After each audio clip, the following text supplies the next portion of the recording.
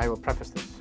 So Mark begins the book happily married. He lives in Queens with his wife. Then he decides to go to graduate school to pursue his interest in Soviet history. And then he and his wife, partly under the pressure of living in Syracuse, break up. And then Mark is all alone in Syracuse, and he starts to try to figure out what to do. History was a science, according to the old revolutionaries. Its laws could be studied. Mark had spent a year mourning for Sasha, yes, mourning, though it might not always have looked like mourning. He played hockey, he went to taps and got drunk, and gradually he began to relearn some of the movements he'd forgotten, some of the expressions his face needed to make to communicate with people who weren't Sasha. In the realm of women, in the realm of talking to women, it was particularly hard to tell what they thought. And it was hard to tell what he thought, what Mark thought. When he'd been married, all non-Sasha women seemed equally very attractive. Now he had to make some distinctions. In that first year of his mourning, then, Mark studied the internet. He found some very disturbing things. He found a site, for example, that showed the filmed adventures of a group of men who drove around in a van or a small bus.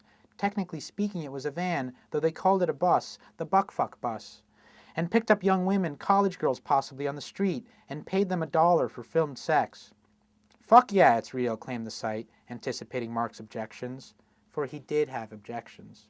He could not believe that one can simply drive around in a van and pick up women, good-looking women, and get them to have sex with you in your ratty little van. What if Mark were to purchase a van?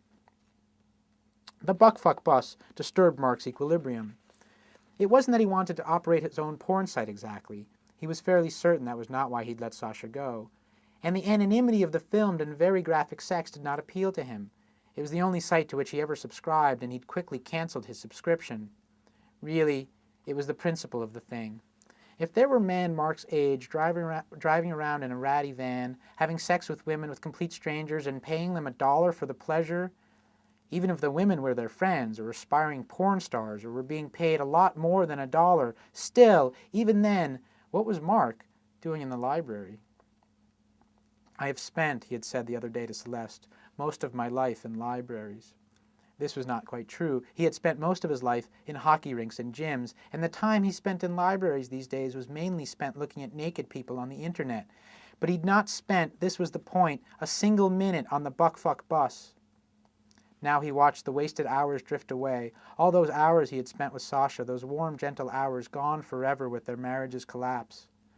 Mark was like those stunned post-Soviet Russians during the draconian free market reforms, watching their 10,000 ruble lifetime savings, still active in their memories, turn overnight into $50. The devaluation, it was called, and it hurt.